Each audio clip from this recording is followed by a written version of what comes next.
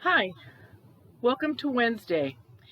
Today is the 26th of May, and let me begin by saying it is a flower blood moon. It's a super moon today. It peaked at 7:14 a.m. Eastern Standard Time. Also, a lunar eclipse today. So, anybody that has been feeling ghosts in the house for the last month, you are right. They certainly have been hanging out.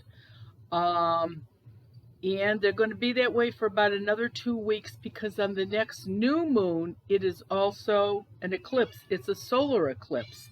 So the last 6 weeks, plus we have Mercury retrograde that is starting on the 29th of May.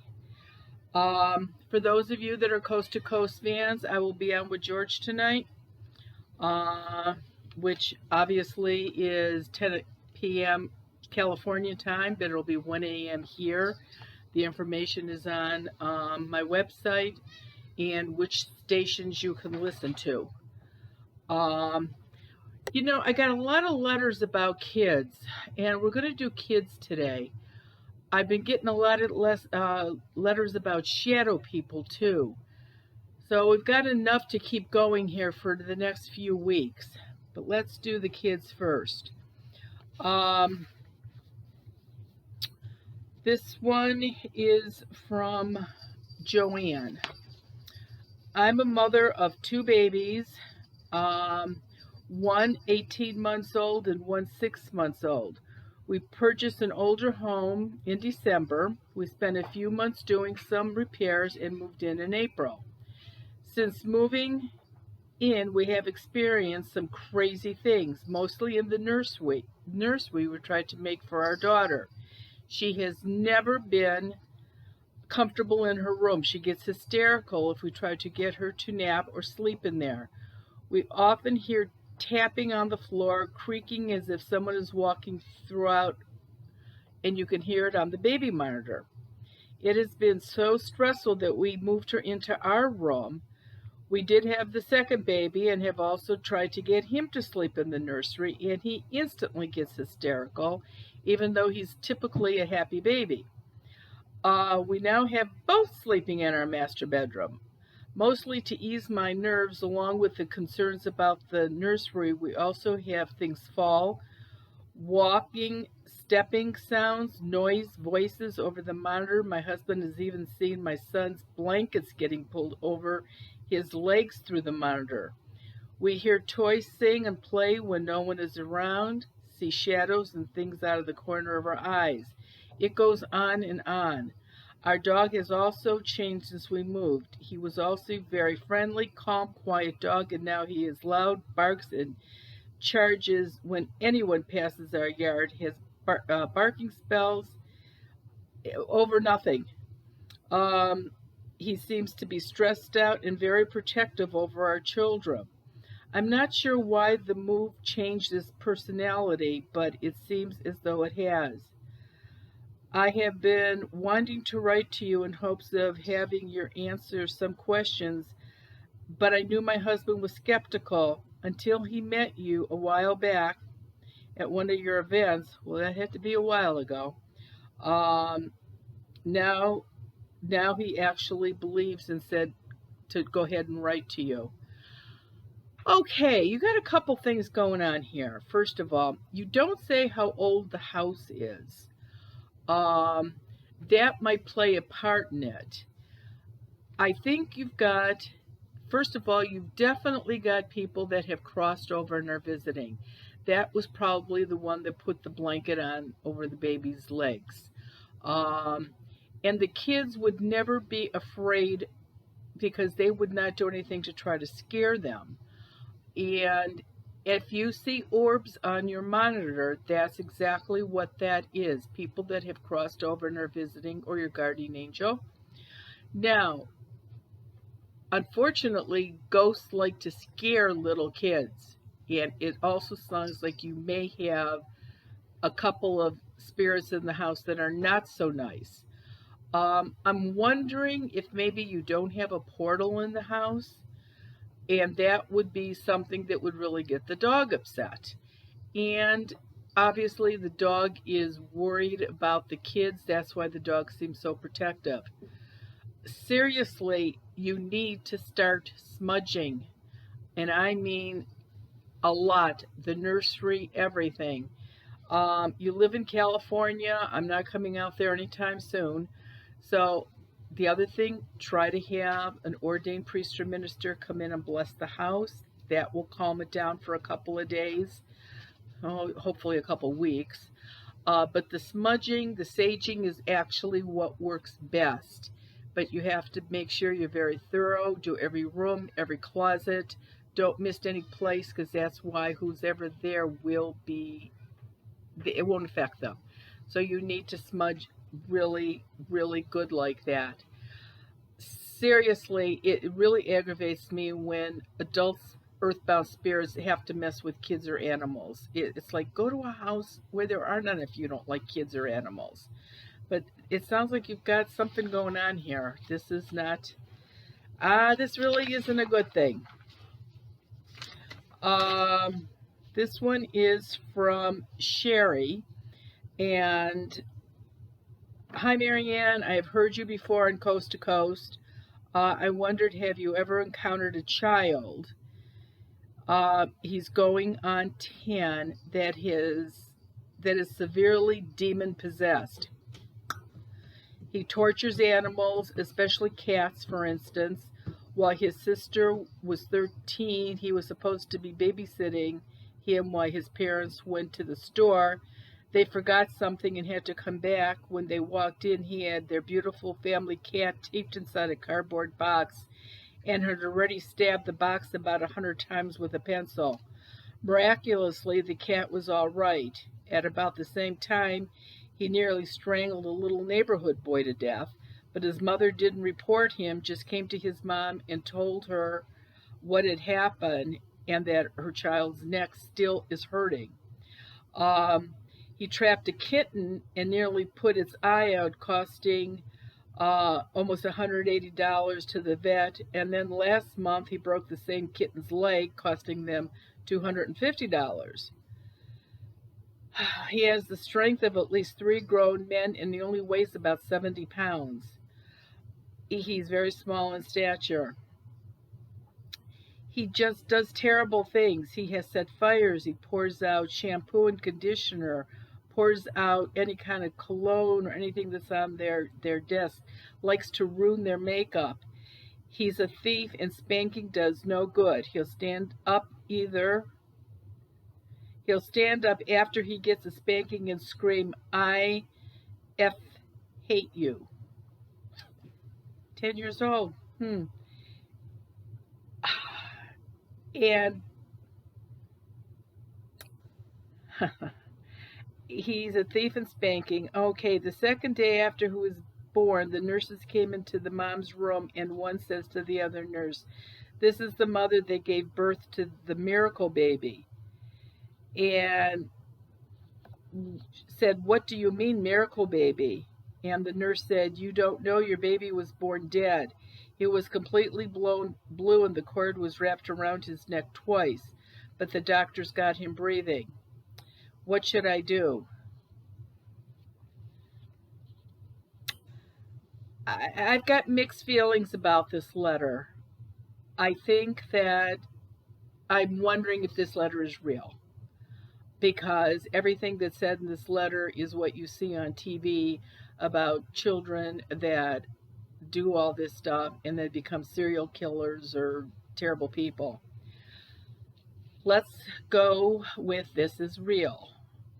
And if this was any child that I knew or had, I would be seeing a really licensed, good child psychiatrist who, if they are truly upfront and legit, they will be turning your son into some kind of, they will be getting help with him, because it sounds like he is seriously got problems.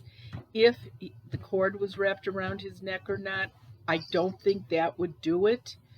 I have never seen, well, twice I've seen a child possessed. It is so, so, so uncommon that I seriously doubt it. I think if this letter is legit, then this child is severely mentally ill and needs a lot more help than I could even suggest. Okay, this one is from David. Um,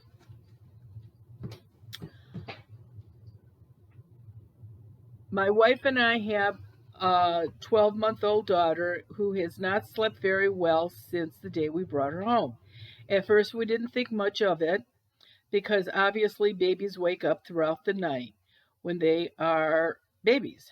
Well, the problem is it has gone to the point where she's waking up 2 to 3 times a night, and now she is waking up crying, screaming every hour. I want I want my wife and I to be able to sleep and her, and I want to know if this is a ghost doing this to her. At least then my family would know what it is, or if it's not a ghost, then we need to find out what her problem is. But I just want to eliminate what we can. We have talked to her pediatrician, and he just keeps saying night terrors. Um, we had a small occurrence at different times, as well as my wife having a friend who allegedly was friends with a ghost hunter who came to our house and conducted EVPs and was able to catch multiple voices on tape. But I never personally witnessed them or heard them. One evening when my wife got up with my daughter, she was standing by her crib trying to calm her and heard something hit the closet door behind her. We're trying to let her sleep in our bed with us in her own crib, and even went on vacation a week, and everything, the same thing, she wakes up screaming. I just started reading your book, When Ghosts Speak, so I'm learning and getting some information. Do you think there's anything that you can do to help, David, or any suggestions? Wow. Okay. So this sounds to me like this is an earthbound spirit, not one that crossed over. I personally have never seen night terrors in a baby a year old, 12 months old. I think that personally is a little extreme. Um, Children do get night terrors, but I think this is beyond that. And just because you went on vacation didn't mean the ghost didn't go with you. And that's exactly what I think this is. I think you've got an earthbound spirit in the house that, again, doesn't like children. And in all honesty, look how stressed out you and your wife are over this. Look at the energy that you're putting out. Look at the energy that this ghost is getting from you because of what and how he's upsetting your daughter. So definitely get the house blessed. Start saging, smudging. Get started on it. Or give me a call and let's see what's going on. You know, any of these people that I'm doing their letters today can get on Zoom, and I'll be able to tell on that if there is actually something in the house or not, if it's a man or a woman. Um, but babies that are a year old, 12 months old, should not have to be going through this. This is from Annie, and uh, good evening, Marianne. I recently saw you on TV. Since then, my 14-month-old, I have noticed, has been waking up more frequently at night. I remember you stating, pay attention to your kids. Well, now I am completely trying not to be scared as my daughter just screamed like something was killing her. My husband and I went running up the steps, and she was just sitting in her crib crying. I don't know if there's an earthbound spirit in our house or not. If there is, I try to tell myself it's my husband's grandparents or mine who have passed away, but also don't know if it's teething. I've seen shadows as well, and I thought I saw my husband walk in my dining room and he was sitting on the steps. I tend to think I'm going crazy. I work at a nursing home, so I am sure I have brought spirits home along with me. When I had my daughter, it was very traumatic and stressful, so I am sure my negative energy sucked in some spirits. My husband thinks I'm nuts. Can you help? Whew. Here's another one with an infant, a kid that's only 14 months old and is scared to death of her bedroom. I Something is obviously going on. I The nursing home thing that you said about working in a nursing home and being negative, that doesn't necessarily mean that you're going to bring somebody home with you just because you have a negative personality.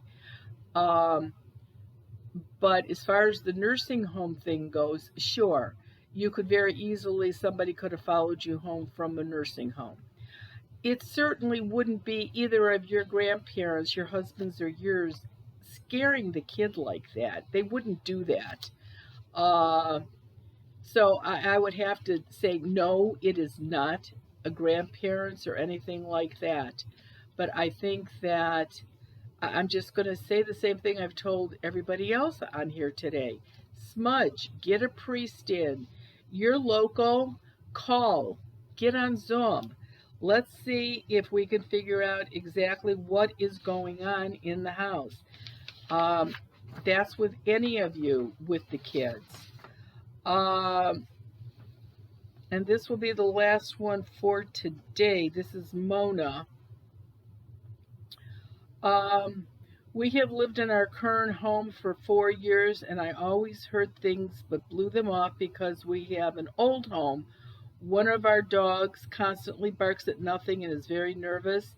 I just thought that was her personality. What made me really start to wonder was just before I had my second baby, I was trying to hang stuffed animals on the wall of the arriving baby's room. Um, and I, boy, some of this writing, I was with hooks and a ribbon around them to hang them on the wall. Um, there's a giraffe that I hung on the wall that my older daughter loved when she was an infant. Every morning when I go in the room now, the giraffe is down and the hook was on and the hook is still in the wall and the ribbon is still on the giraffe and tied. This is a different room than my older daughter sleeps in. She has a gate at her bedroom door so she can't get out and fall down the stairs. This is how I know it is not her. She cannot get out and do that. Anyway, this went on for 3 days and then I gave up. Then 2 weeks later, my older daughter woke up screaming. From then on, she would not sleep in her room even if we sleep with her. She would cry at the mere mention of sleeping there. Then I met the family who used to own our home. It was just a fluke that the woman worked at the same hair salon that I go to. When talking to her, I asked if she had any problems. She finally said yes, that her daughter had seen two people, both of which she researched and found out died in the home. One died of cancer, but the other one committed suicide. The woman who died was believed not to be able to have children. She said that is why they moved, as their daughter was always scared. What should I do? The cancer person that died in the house probably went right to the light. Cancer patients do not stick around. They are ready to go. You're ready to let them go. They go to the light. So you're fine as far as that goes. The suicide, no. The suicide, that person still could be hanging out in the house. And if she couldn't have children when she was alive, this may be her way of just being nasty. Scaring your 2-year-old and trying to wreck the nursery for the new baby.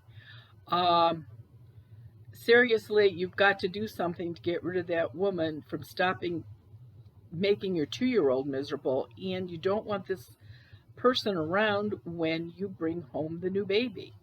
So call, smudge, sage, get the priest in, do something. Any of you that have written about these kids, kids go to the top of your list. They are the top of your priority list.